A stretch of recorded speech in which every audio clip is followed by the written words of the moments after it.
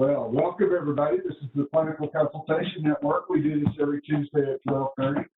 So glad you could join us today because we've got an awesome guest in Kimberly Best. She's been with us two previous times. I think that's correct, right? Kimberly, two previous times you've been with us. So this will be your third time, and you only have two more, and you'll be in our 5-timers club. So very anxious for you to get those in and get in the club. But anyway, so happy to have you here today. I think this is going to be great. I'm going to start us out with a Get Smarticle, which is not really a Get Smarticle at all today. It's about Kimberly's book, and this is a great book. I just think it's so important for people to be considering these matters of end of life, and her book is entitled okay, something in my way here. Now I can get it out of my way. How to Live Forever, a guide to writing the final chapter of your life. And so this is a great book. I've been reading it myself, trying to get prepared to have discussions with people about end of life. And it's such a great guide on how to do that. I'm just going to mention a few points because I know this is really what Kimberly's here to talk to us about. I indulged myself just a little bit today, Kim, because I'm a huge fan of the mini-series Lonesome Dove. I don't know if you've heard of that before or if you've seen that, but it's a great mini-series about cowboys in the Old West. And one of my greatest lines in there is, "It's not dying we're talking about, it's living." And you make the point in your book that we are all dying. We're all, having to try to figure this thing out, but that death is really a part of life, and that it's, a significant part of what we want to be planning for, what we want to be making into a real wholesome experience.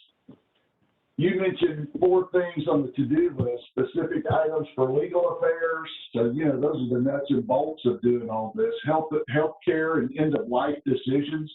How do we want that to occur?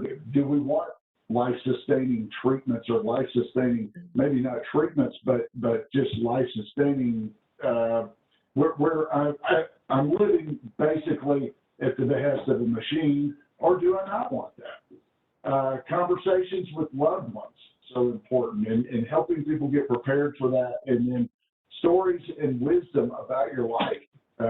Being another key aspect of everything that you talk about in this book. Video. Can I get these slides to advance? Here we go. So I was interested in a quote you included from Brene Brown. I don't know if that's the correct pronunciation of her name or not, but in any case, she was talking about being clear with others is a kindness that you do to them. Being unclear is a group of ravens. That's called an unkindness. That's just a little bit of trivia for you there. But I think you make the point very clearly in your book, though, that we need to be clear about what's going to happen with us at the time of death. So how far can healthcare go? And I know, again, Kimberly, you're going to expound on these things, but unrealistic expectations. We often have this idea that healthcare can always keep someone alive. Healthcare can cure anything that's out there. These are oftentimes really unrealistic expectations that people have about the healthcare system. And there can be such value in accepting circumstances because it allows for planning.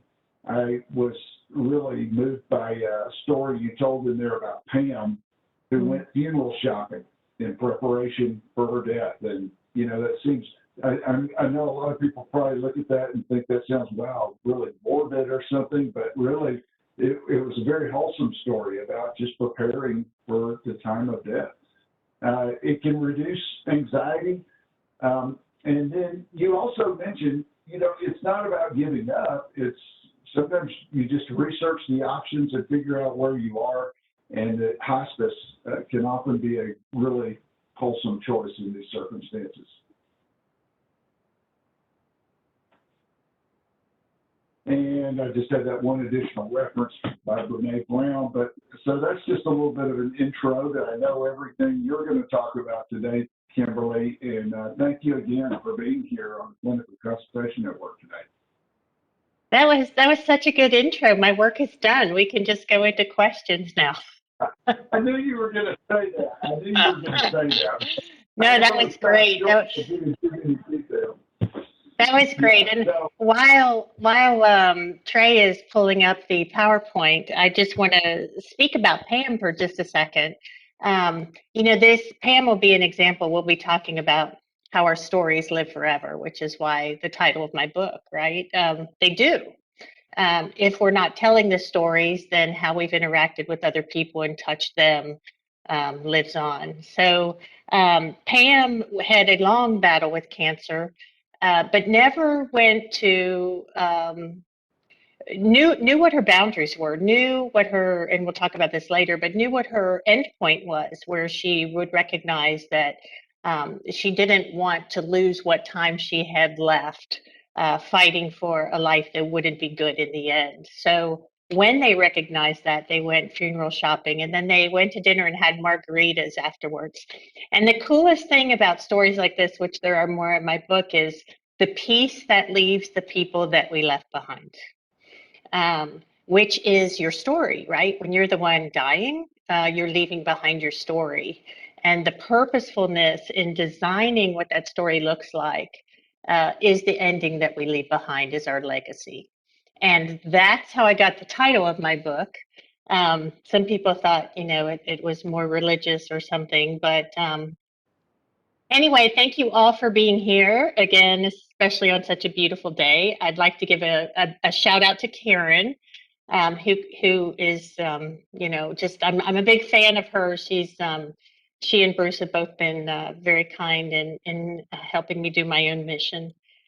Trey, you can go ahead and advance that. As the good doctor said, my book is How to Live Forever, a guide to writing the final chapter of your life story. And I'm not going to go through the whole book, but I'm going to touch on the legal considerations, the healthcare decisions, planning your celebration of life, and telling your story. And then, I'm a mediator. So how mediation can help have the difficult conversations, the challenging conversations. Other mediators tell me not to say difficult conversations, to say challenging. So the challenging conversations around family and end of life stuff. Go ahead, Trey. So I'm going to start out telling you a little bit about my story, and the question that came into my head is, what is your why? Because as we're writing our story, what is the reason we do what we do? The purpose, the cause, or belief that inspires you? That's Simon Sinek defined it that way. And I'd like to add not only your why, but your who, because as we're writing our story, we get to be the heroes, the villains. We get to be whatever role we decide. And I love living with story because for me, if I'm in a situation that I don't know how to act, the question becomes, who do I want to be in this? And it's a purposefulness in our actions. So in my story, how did I come to write a book? Because I never intended to be an author. It still horrifies me that I wrote a book. I'm going to read a paragraph at the end, and I'll probably cry because, it became a calling instead of, a to-do thing. I had a friend. I have my own business as a mediator, and she said, you need to write a pamphlet or something that tells people what mediation is. And I sat down. I met John Trent. You all may know him. Um, he's done some, let's see, the love languages stuff, and well, you probably know him, Bruce. Yeah. So I met him at a conference, an American Association of Christian Counseling conference, actually, and he was holding a seminar on having webinars or writing a book, and I joined that for the heck of it and signed on with him, and then this book just happened, and it happened around a story. I sat down And I thought about how I'd gone from being a nurse. I'm still a registered nurse, but I worked in every ICU there is. I worked in trauma and ultimately the emergency department. So I walked with a lot of people who did make decisions on end of life and who didn't make decisions on end of life. And as I sat and pondered this stuff, the thing that always comes to mind was the very first person I saw die. And she didn't have family with her. And I was a 19-year-old registered nurse, and I felt like nobody should die alone. Like I just felt that. So I sat at her bedside, and what popped in my head, like just this picture of her laying there as a book. Like I'm just picturing that this book for her is closing. And I'm wondering what secrets she's keeping with her and what she loved and what her story was and what her life was like. I just wondered that. I don't know why, but it's interesting because that was, 40 something years ago. And throughout my entire career, whenever I sat with someone who was dying or witnessed death, I had the same sense of our life is our story. So it came around full circle in this book, and it was powerful to write because it gave purpose and meaning to what I had done, and how not only the medical part, but the whole story of how to finish well could impact us to write our story better. So if you could do the next slide, please, Trey. So my why, I'm stealing George Bernard Shaw. This is me. This is what motivates me, and I really encourage you to dig down and find your why. But for me, this is the true joy in life: the being used for a purpose recognized by yourself as a mighty one, the being thoroughly worn out before you're thrown on the scrap heap, the being a force of nature instead of a feverish, selfish little clod of ailments and grievances, complaining that the world will never devote itself to making you happy. I am of the opinion that my life belongs to the community, and as long as I live, it is my privilege to do for it whatever I can. I want to be thoroughly used up when I die, for the harder I work, the more I live. Life is no brief candle to me. It is a sort of splendid torch, which I have got hold of for a moment, and I want to make it burn as brightly as possible before handing it on to the future generations. Next, Trey. So, talking about end of life and facing the fact that we're all going to die is a really brave thing. I talk about it being the final frontier of conversations we don't have. And above anything else, it means there's change ahead. And what's it been the past 2 years? Just change after change. And change is hard for all of us. It's not fun. But it is growth as well. And as I say that, I'm thinking, one of the things have changed so quickly the past 2 years. A friend of mine said, there's a part of me that just wants it to slow down enough that I can catch up and that it will go back to the way it was. It'll never go back to the way it was. And I hope we don't really want it to. So be careful what you wish for. Going back to how it was, I think we can create a better future, right? So next slide, please. Actually, I was just going to mention, I went to I got hip surgery last year, and so I had to have my hip replaced. And one of the things my doctor counseled me about in there was how long the hip would last. And so I'm 59 years old, and he said, well, this hip will last you probably at least 30 years. So you'll probably be long since dead by the time that this hip ever wears out. And it was just an eye-opening thing for him to say to me, but it kind of underscores what you're saying here, that we're all going to die eventually, and that you want to start thinking about what that means. Yeah, no, it's so true. And I say that, and the death is not a failure of the healthcare system. It's not punishment for something you did wrong. It's not because you ate too much bacon. It is in our wiring to die. And the beautiful advancements in medicine that mean that we live longer also mean that it's taking longer and it's harder to die. It's harder to die now. because the things that would have killed us before have already been fixed. And we need to weigh those facts in making our decisions around. And that, I talk about this more in the healthcare, but we might as well talk it now. We can glimpse through that part.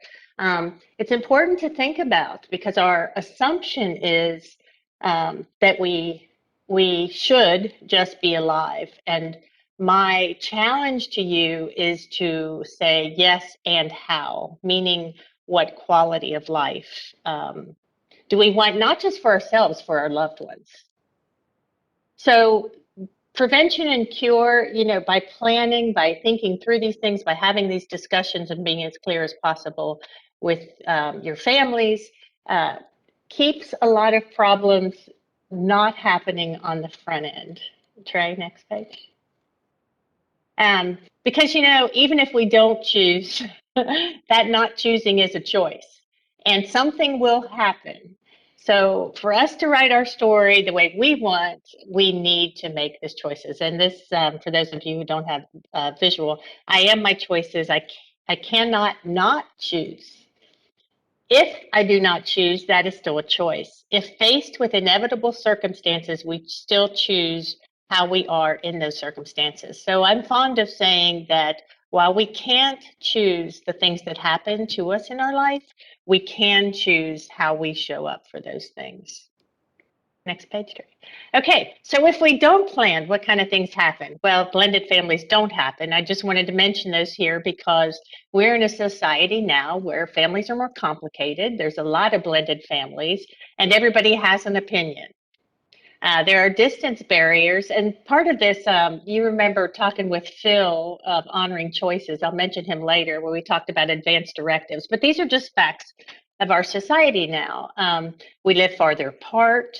Family estrangement is rising. There's a crisis of family estrangement, people quitting on their family. I say, eventually, if you quit on enough people who have upset you, you run out of people.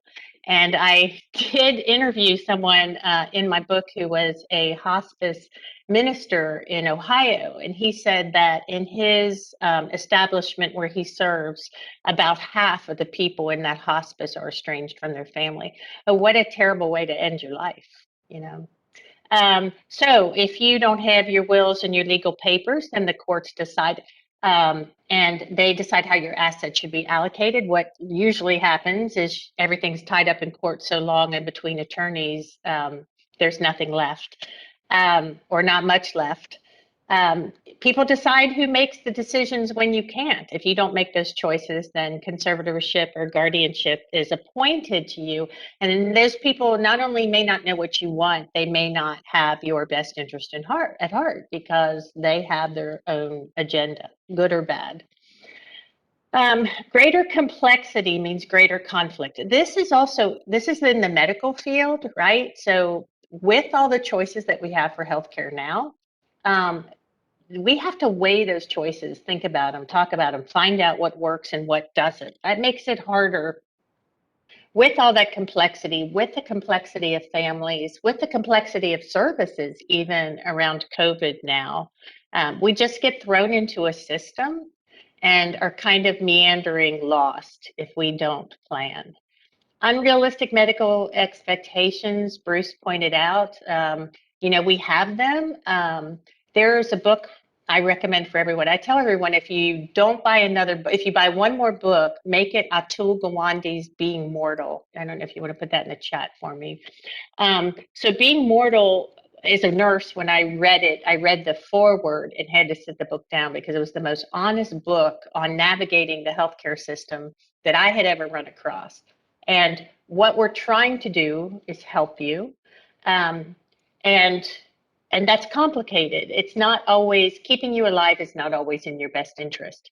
But he describes how we got to our healthcare system the way it is, the pressure that the legal system and we as consumers put on the healthcare system to do everything and save people at all cost, regardless of what their life would be like.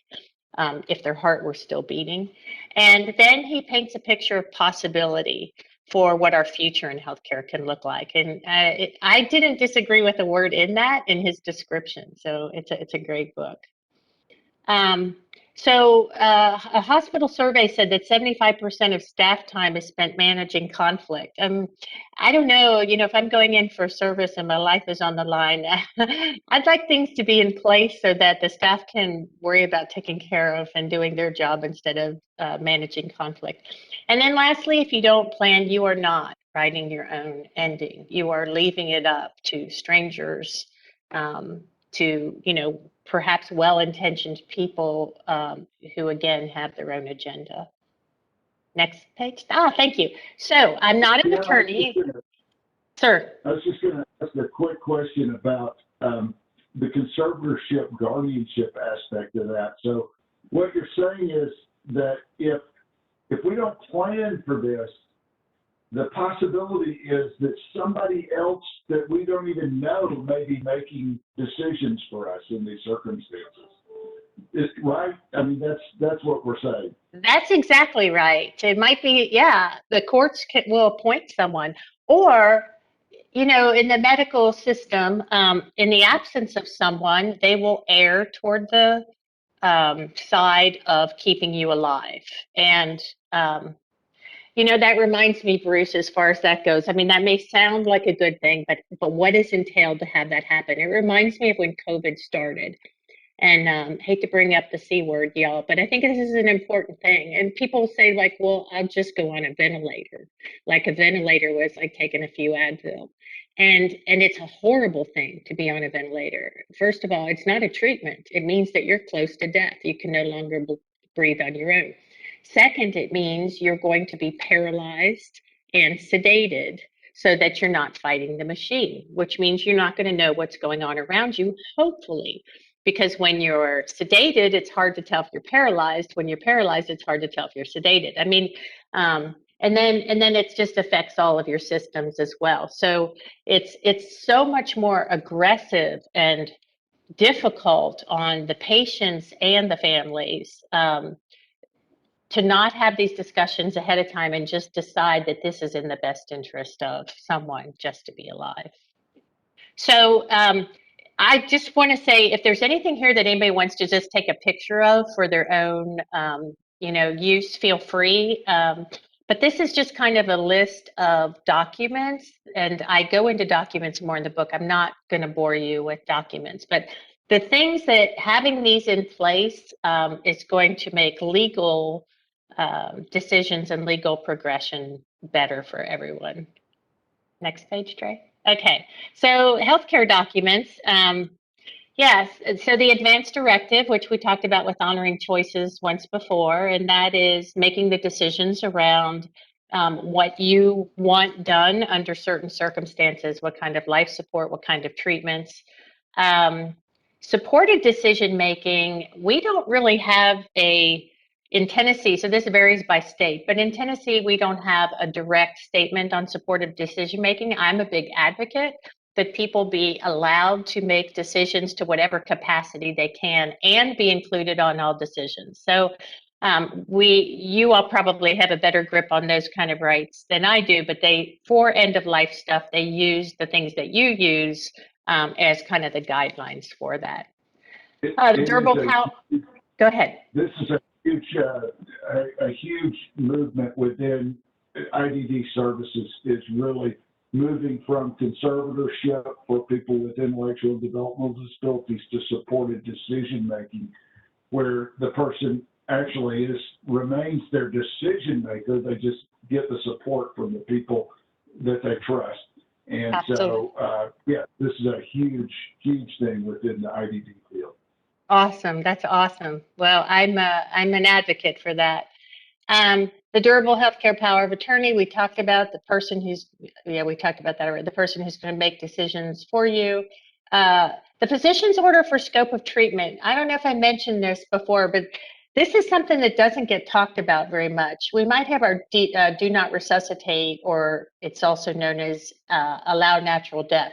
But the physician's order for scope of treatment is not a medical document. It is not a legal document. It is a medical document.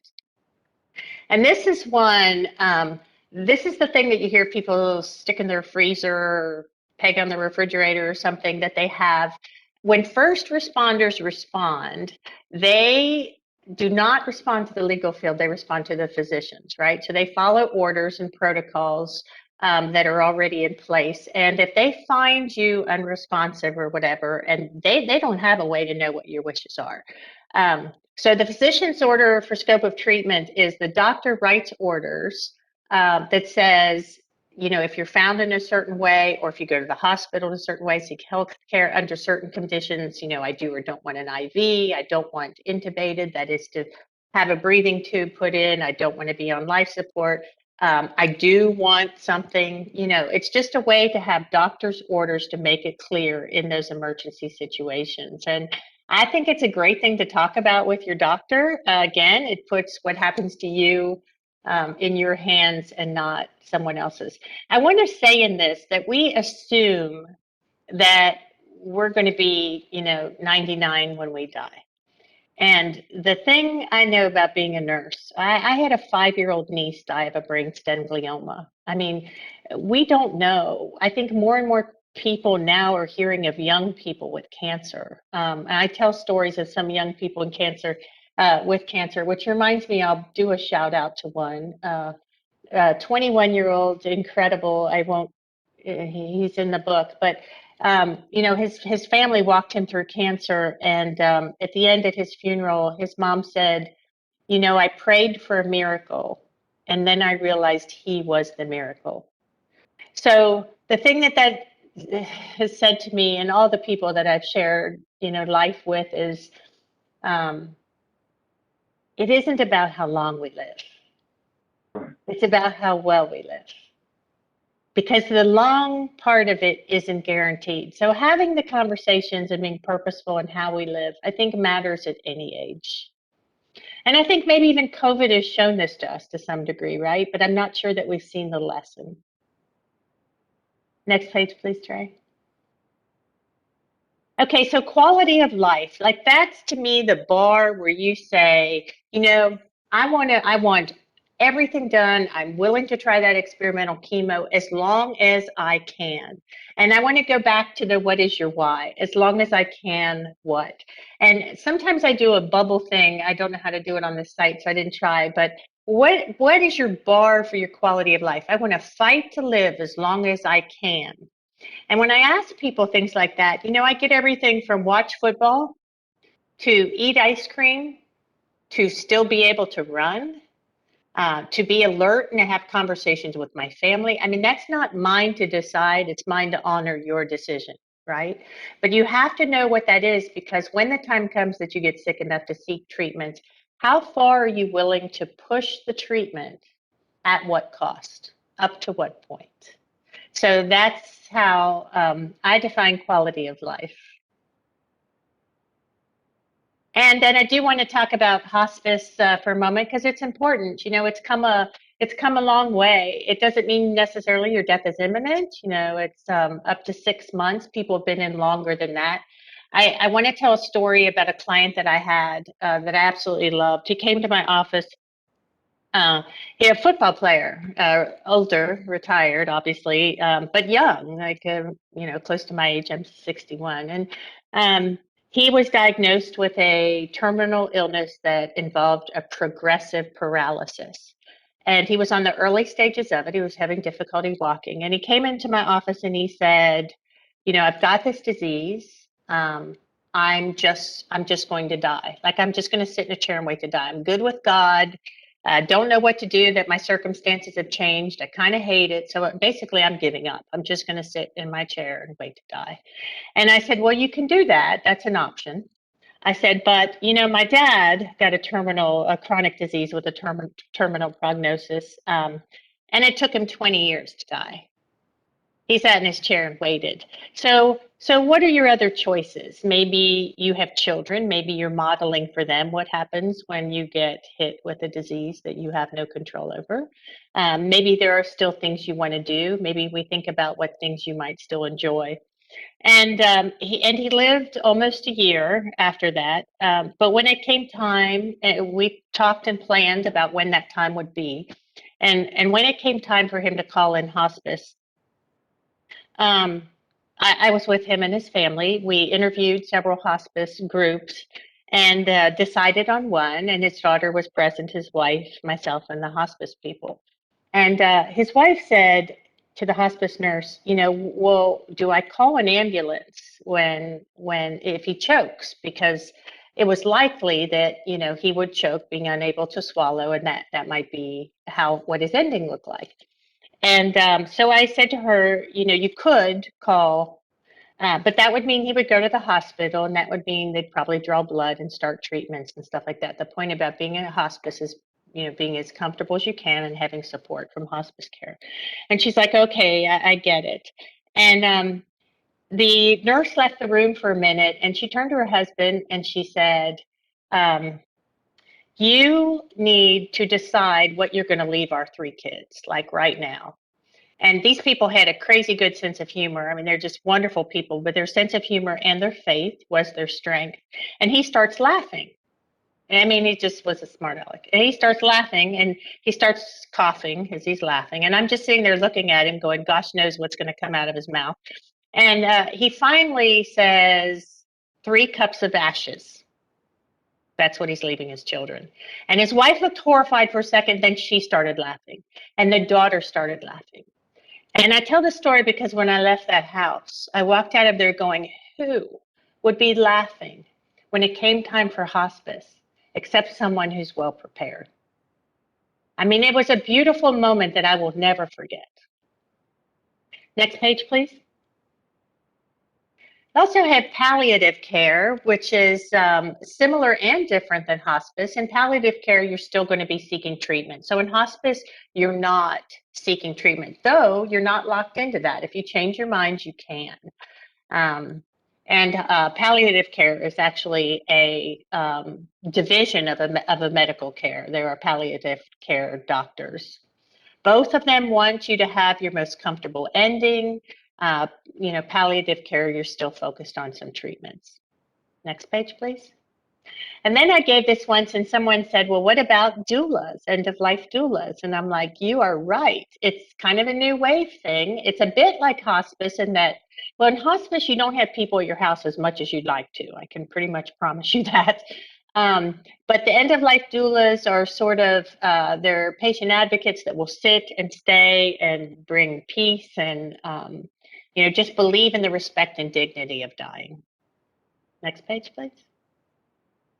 So, thinking, is the name of the model of care? Is that what yeah, that is about? so doulas are like handmaidens, right? So there are birthing doulas. A lot of people on here probably knew the idea of, and those are the people who come and help you through the birthing process. It's interesting in my book, I compare being born and dying. They're so similar. It's just incredible. They just are. So someone in the helping field came up with we have doulas, handmaidens to bring forth, and they're not necessarily handmaidens. That's an old school name, but we can have those people, the same people, to help people walk out of life. So in thinking through your end of life wishes, there's quality of life, there's what treatments, the end goals of the treatments, the consequences of the treatments, like know them. And, that 20% chance of getting through this, I mean, what's the chances that it will literally kill me by taking this? What is we say in mediation, there's the Watton and the Batna, the best alternative and the worst alternative. And know those things so you can make a really informed decision. What you want your death to look like, this is more spelled out in the book, but who do you want present? Do you want music, spiritual practice? Where do you want to be? Do you want to be at home or in the hospital? Most people want to be at home, but most people by far die in a hospital. And then whether or not you want to be an organ donor. These are just the main ones. There's more in the book. Next page, Trey. So I want to talk about planning for your celebration of life because I do dedicate a chapter to this in the book. There are so many ways to do this now. I got an email from someone who read the book. He was in his 80s, still is, I guess, And he said, I want to tell you the story about how we did my wife's celebration of life. And I think I found this out after I wrote the book.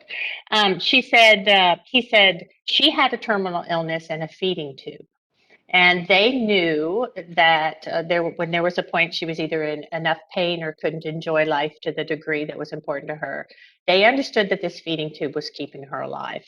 So she recognized that she was near that point, and they had a living celebration of life. That is, they called their family and their friends, and everyone came over. They had a party, they had a celebration. And after everyone left, her feeding tube was discontinued and she died a couple days later. He wrote this to me with appreciation. He gave her the ending she wanted. She got to enjoy the people before her funeral. I also have in the book somebody wrote their own eulogy. So people writing their own eulogy, writing a goodbye to the people who are present, writing a letter to who's present. More and more people want a celebration and not a mourning. But there are choices to make to have your send off party to whatever degree that is the way that you want it. Now, I got to put in here that I have 5 children. My oldest is 41 and my youngest is 19, so they're all over the place. And I've been a single mom for a whole lot of that, and it's hard work. So going through this stuff with my kids, going through this story, they're like, okay, let's talk about what mommy wants for the end of her life. One of my kids calls me momster. Let's talk about what mommy wants for the end of her life. And I'm like, I know exactly what I want. And they're like, okay, do tell. And I'm like, I want to be stuffed and mounted. And I want to rotate from each of you's fireplaces like every 3 months because I want to torture you in my afterlife like you have tortured me in my life. Needless to say, they were horrified. I'm just kidding, y'all. So I hope I didn't really, I can't see you. I hope I didn't horrify you too much, but I really did say that. Next page, There please. probably are a lot of horrified looks or feelings out there about that a little bit, Kim. But I was going to mention because my father-in-law went through hospice a couple of years ago, and he made the mistake of asking me to do his eulogy. I wish we had your book when we were planning on this because we probably would have thought of some other things. But one of the things that I ended up doing in the eulogy, because he was a huge fan of the television show Hee Haw. I don't know if you had ever seen that or heard of that before, but it was a kind of a variety show for country people. And so one of the things they used to sing on that was the song where at the conclusion of it, they go, "He was gone." And so I told the audience there at his funeral that he had requested that we all sing that song as a tribute to him. And so everybody sang that with the full "He was gone" at the end. He was gone, that is. And it was very well received. I think he would have enjoyed it. But I do have to admit, he didn't really ask for that. So it was just a humorous thing that we got the whole crowd engaged in it. And of course, I did think it was a tribute to him. But that's, just part and parcel of what you're talking about here is making it not just a somber, but it can be a fun event. Right. You got to find humor where you can, right?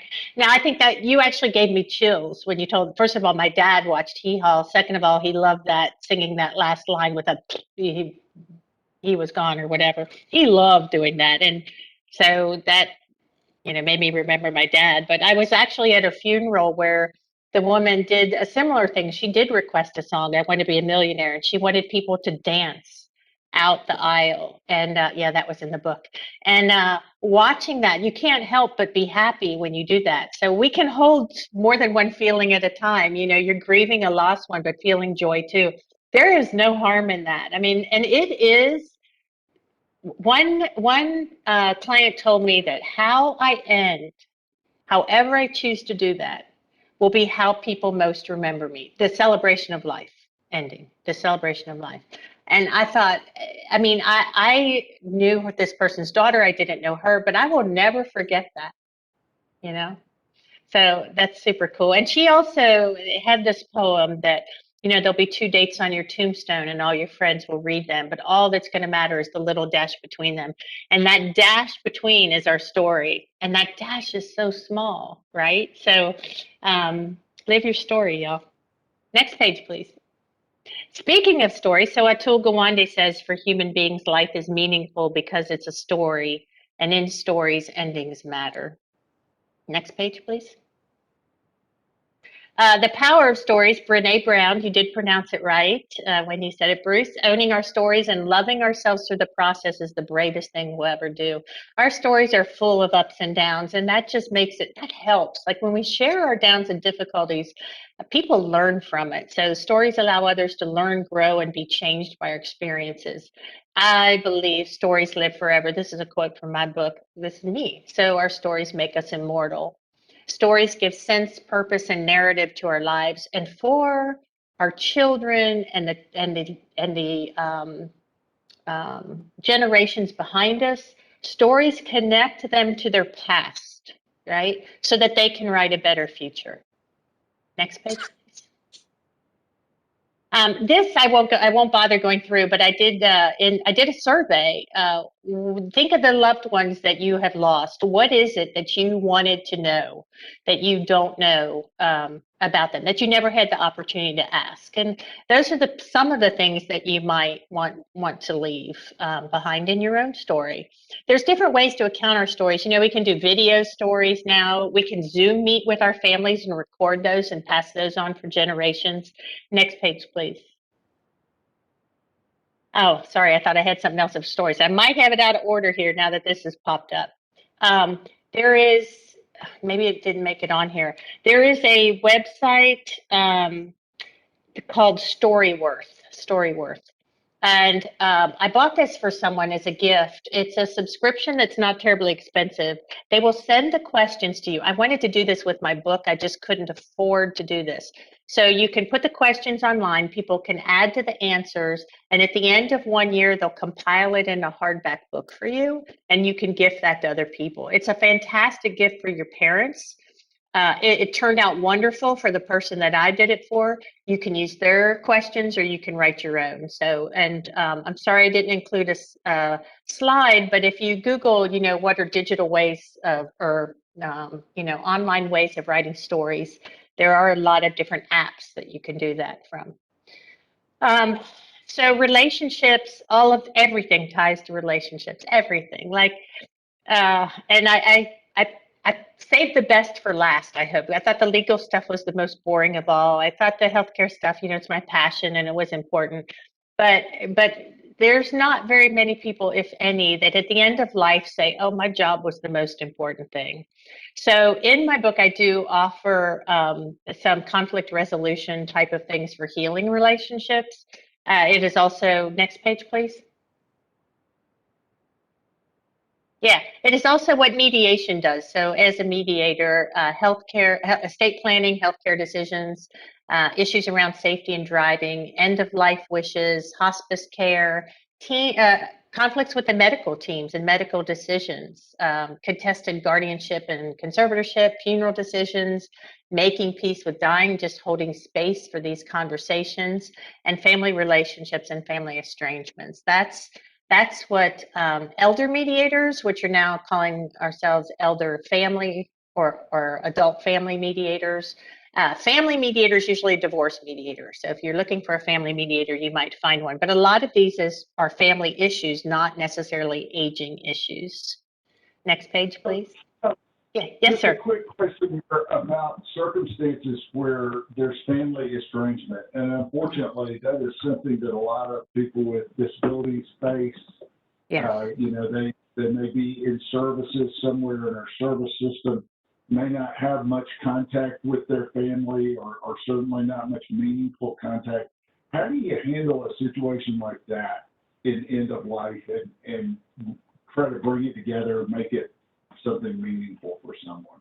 Yeah, that is beautiful. Hopefully, where they are has a policy and to make an effort for it. And if you know families in that or individuals in that circumstance, I mean, again, I would call this a pre-planning thing. You can just imagine that it's just a beautiful question. Just imagine making that part of an institution's care for someone that they have some. A lot of them have, hospice groups have their ministers or religious kind of people, and most institutions will say, who are you affiliated with that, but that might not be enough. Some places have volunteer organizations that will have people come in and sit with people who don't have someone, but I mean, if somebody wanted to start a nonprofit or a movement toward that would be an incredible thing.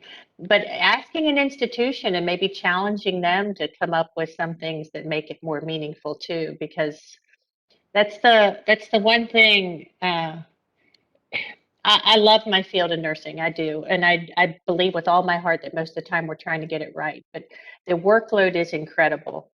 And when you see a lot of patients every day, it can be super easy to start seeing people as patients instead of humans. Actually, for all of us, we can get super busy with whatever job we do that we start seeing people as the next thing to tackle instead of seeing each individual as humanity. So I think that's kind of a challenge we can make to those people that, in institutions or in um, wherever that, how can It you? seems it's important to start as early as you can in developing new relationships with people, though, who may have been estranged from their families in particular, realizing that this day is going to come at some point and to increase quality of life as you go.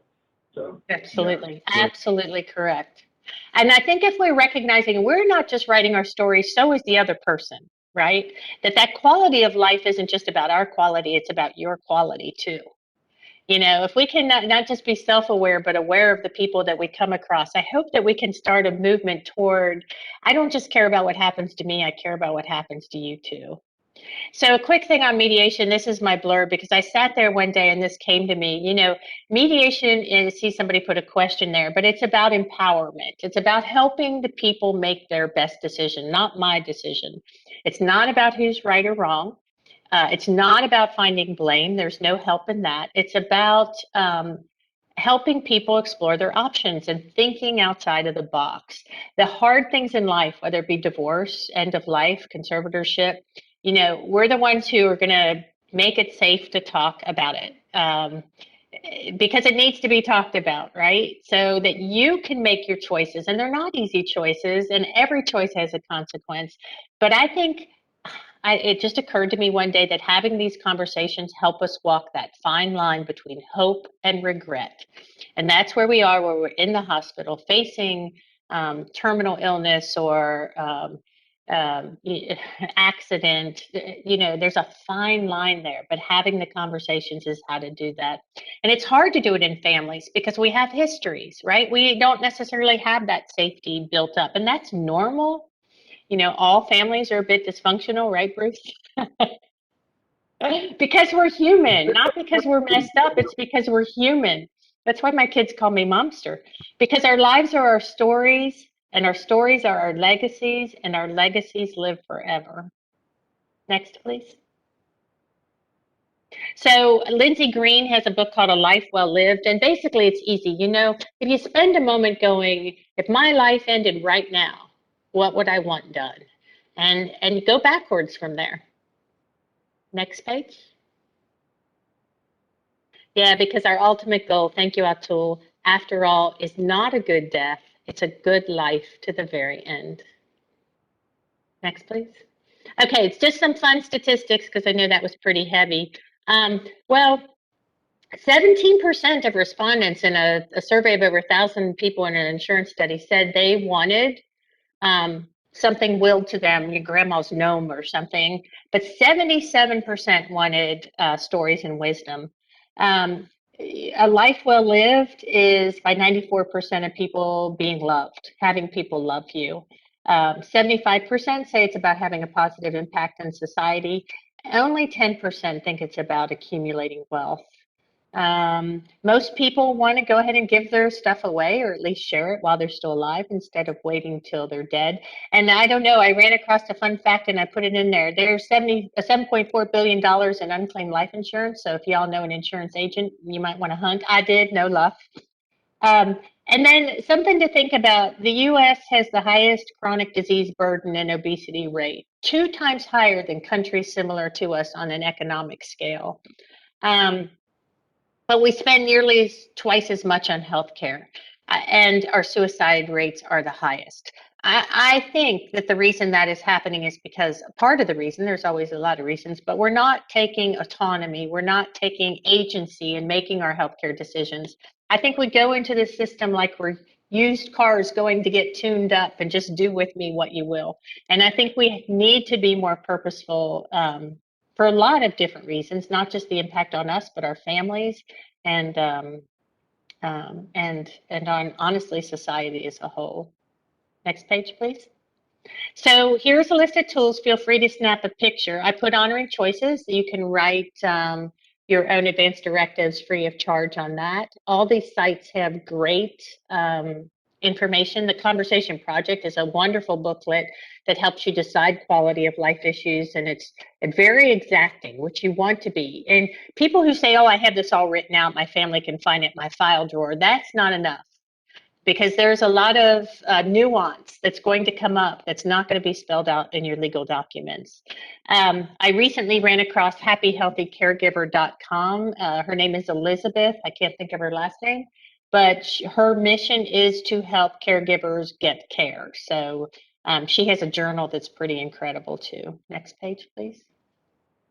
And this is my contact. If you have any questions, anything I can help you with, please let me know. The book is on Amazon, it's at Barnes and Nobles, it's kind of everywhere. And I also have for group study a free PDF on my webpage, which is bestconflictsolutions.com.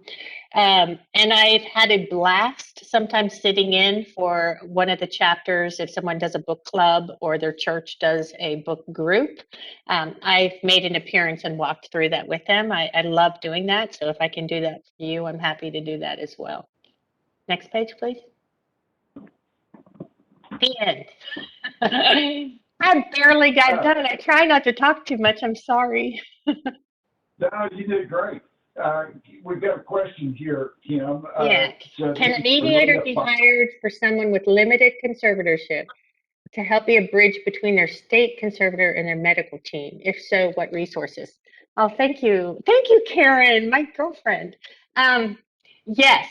So NCRC, Nashville Conflict Resolution Center, I don't know where you are, but there are some community mediation centers that offer, I don't know how they do it rate-wise.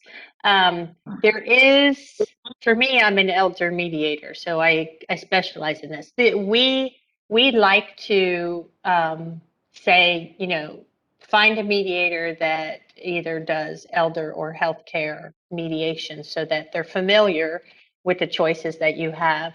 One place you can find one, I'm not listed on this site, but there is mediate.com, which some mediators pay to be listed on. A lot of mediators now, almost probably all of us, are doing a lot of Zoom mediations because of COVID. So I have clients all around the country. And then if there is an attorney involved, you could ask an attorney to recommend a mediator. I will say that the type of mediation an attorney does, most of them are very, very different than the type of mediation a non-attorney like me would do. Mine is more focused on, theirs is more focused on legal decisions and let's get in line and, all come to agreement. Ours is more bridge building and, good closure and relationship oriented. I hope that helped. I think they need to call you, Kim, in these circumstances and get your advice on these things. Yeah, I'm happy to. Yeah. Yeah. I know I'm doing a case now with NCRC that's around an elder one because they don't get them very often. But keeping in mind, everyone, that mediation is pretty new. We still want to litigate. We still want to take people to court and sue. And I'm not going to, it's like one person wins and one person loses. Both people lose. And there's no such thing as justice. So everybody thinks they're the right one, right? And it turns out in cost, in loss of relationships, nobody wins. So mediation is an alternative to that. In that, and it works. It just works. It works. I mean, you need a good mediator. I'm just saying, not to be saying me, but you do need a good mediator. And then the self-determination and empowerment of you getting to decide instead of a court. And you can think outside the box as much as you want, and the sky's the limit with that. Thank you to the people writing in the chat. I'm really appreciate that. Thank you. This is just such important stuff, and stuff that, like you said, we don't like to discuss a lot of times, but it's so important. And it really doesn't have to be such a painful discussion that you're having with people. Like, of course, we're both on the Honoring Choices Committee through the Department of Health, which is really promoting this idea of making these end-of-life decisions and ensuring that people get that kind of planning that you're talking about. And so many people with intellectual and developmental disabilities don't ever do this. And if I had an aim, it would be that everybody within our service system would do this sort of planning, and they should be doing this sort of planning out there. And so I'm so appreciative of you being here once again, Kim, to give us more information about how to do this. Really just appreciate you so much. Thank you so much. No, it's an honor. Thank you so much. Thank you all for coming. And thank you to everybody out there. We got some great Clinical Consultation Network guests coming up in coming weeks. In a couple of weeks, we will have folks from the NAD Family Voices Committee who will be talking to us about intersection with law enforcement and other first responders.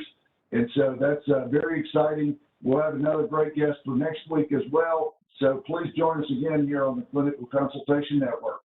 Thank you, everybody.